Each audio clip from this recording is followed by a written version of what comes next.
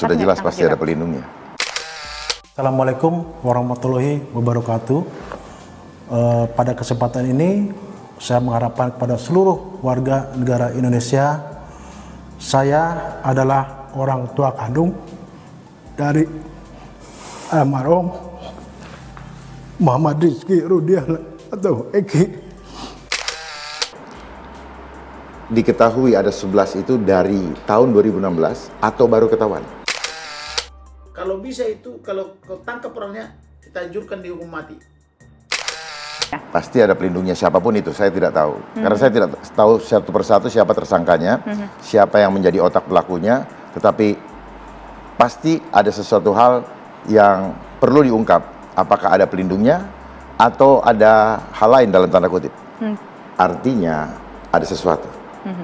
Harusnya kalau sudah ada nama yang didapatkan, itu sangat mudah dilakukan penangkapan oleh penyidik. Cuman kita harus tahu apakah buktinya terpenuhi atau tidak. Nah, mungkin saja buktinya ketika itu belum terpenuhi, sehingga penyidik menganggap yang bersangkutan hanya dilibatkan sebagai saksi. Kamarudin Simanjuntak akhirnya buka suara soal kasus pembunuhan dan pemerkosaan terhadap korban Vina Cirebon yang lagi viral diperbincangkan. Kamarudin mengungkap bahwa harus diberi peringatan keras terhadap pihak kepolisian karena pengungkapan kasus terkesan lamban. Kamarudin juga menyampaikan, jika pelaku ini sudah ditemukan, maka harus segera langsung dihukum mati agar ada efek jera. Selain itu, Ito Sumardi, Kabareskrim Polri 2009-2011 juga angkat suara terkait kasus ini. Ada kondisi internal Polri yang perlu dibahas secara internal oleh Propam Polri. Pertama, kita prihatin ya. Saya ucapkan duka cita kepada keluarga Vina itu ya. Memang pertama dia bilang itu korban pemerkosaan dan tabrak lari. Nah, pertama dibilang tabrak lari dulu. Tapi kalau tabrak lari kok motornya utuh, motor tidak ada apa-apa. Tapi kok mayat laki-laki ditaruh di situ, mayat perempuan bawa blur gitu ya. Tetapi motornya tidak apa-apa. Setelah saya pikir lama, baru terungkap ternyata perempuannya diperkosa. Kemudian cowoknya juga dibunuh. Tetapi kan polisi harusnya mengantisipasi ini dan telah mengambil sidik-sidik jarinya, termasuk modusnya, karena tidak ada kerusakan pada motor itu. Nah, sekarang dibuat jadi film ya, film Vina, jadi rame lagi. Nah, setelah dari rame, katanya ada polisi atau berseragam polisi atau oknum polisi diduga mengancam keluarganya, jangan dibikin rame lagi, atau mengancam anak tetangganya, jangan dibikin rame lagi, jangan dibikin rame lagi. Nah, ini harus ditangkap karena ini mengetahui ini yang mengancam ini. Jadi orang-orang seperti ini harus segera ditangkap. Lebih bagus Indonesia mati kita bersama daripada membiarkan hidup seperti ini. Gitu loh. Jadi orang yang berani mengancam ini pasti dia tahu apa yang terjadi. Itu menurut saya. Ada sesuatu yang perlu mendapatkan kajian secara internal. Mengapa ini terjadi? Tentu ada hal-hal yang harus didalami oleh pihak internal, baik dari Propam maupun dari Karwasidik ya, dari Bareskrim Polri. Saya kira mungkin ini sekarang ada dua hal yang sedang dilakukan di dalam. Yang pertama adalah bagaimana menuntaskan kasus dengan berusaha menangkap dari para orang-orang yang diduga ya sebagai pelaku yang melarikan diri itu. Kemudian juga yang kedua adalah ke dalam tentunya akan dilakukan evaluasi mengapa hal ini bisa terjadi. Termasuk misalnya kenapa dulu tidak, kalau memang betul ada indikasi keterlibatan 3 orang ini, mengapa tidak sejak dari tahun 8 tahun yang lalu ditetapkan DPO terhadap yang bersangkutan. Ini tentunya saya yakin bahwa internal Polri saat ini mereka juga sedang melakukan penyelidikan. Demikian. Ito juga menyampaikan kekecewaan terhadap penarikan atau perubahan BAP pelaku. Bahkan, sampai ada indikasi mempengaruhi kepada saksi RT di dekat kejadian TKP, namun itu tidak didengarkan oleh RT dan itu bagus.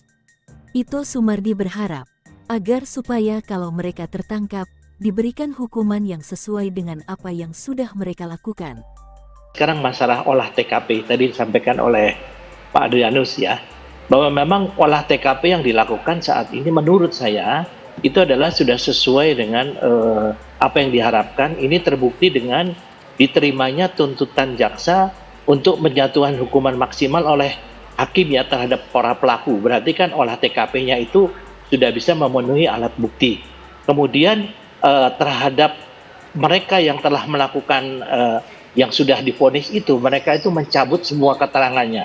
Tetapi kan di sini hakim tentunya sangat yakin kepada apa yang telah disampaikan oleh para penyidik, ya, sehingga mereka dijatuhkan dengan hukuman maksimal. Nah, sekarang kalau pencabutan itu yang saya dengar dari Pak Kapolda maupun Pak Surawan, bahwa memang dalam proses penyidikan maupun di persidangan itu masing-masing tersangka maupun yang sekarang terdakwa sampai terpidana itu mencabut semua keterangannya, dan ada indikasi bahkan ada surat yang menyatakan bahwa dari pihak keluarga pelaku maupun daripada penasihat hukumnya, mereka itu berusaha untuk mempengaruhi, mengintimidasi salah seorang saksi yaitu ketua RT, tapi ya, beliau itu tidak mau mencabut atau tidak mau merubah, yaitu bergeming dengan apa yang sudah disampaikan.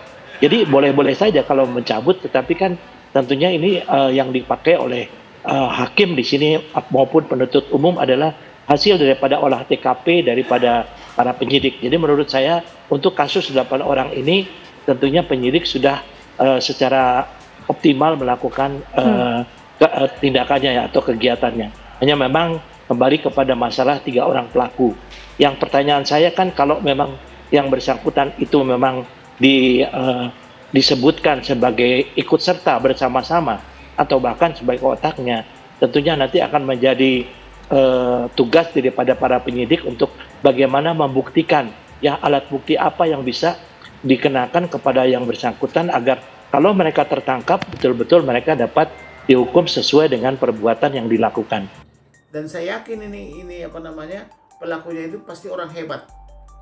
Dan informasi yang saya dengar di televisi itu dia dari geng motor ya, dan keluarga polisi gitu. Jadi kalau bisa ini harus dihukum mati ini. Dia merubah wajahnya, misalnya merubah wajahnya, merubah polanya. Saya yakin sidik jarinya pasti sama. Apapun ceritanya, biar wajah berubah, tapi sidik jari pasti sama. Apabila polisi bekerja untuk mengambil sidik jari daripada mayat-mayatnya itu karena lari dari penuntutan atau katakanlah penyidikan dan penuntutan dari pengadilan, lari dari situ itu menambah hukumannya. Bila perlu itu karena perbuatannya sangat sadis, memperkosa gitu ya, dan membunuh cowoknya, itu harus dihukum mati. Harus dihukum mati supaya apa namanya, jerak yang lain tidak lagi melakukan perbuatan seperti itu.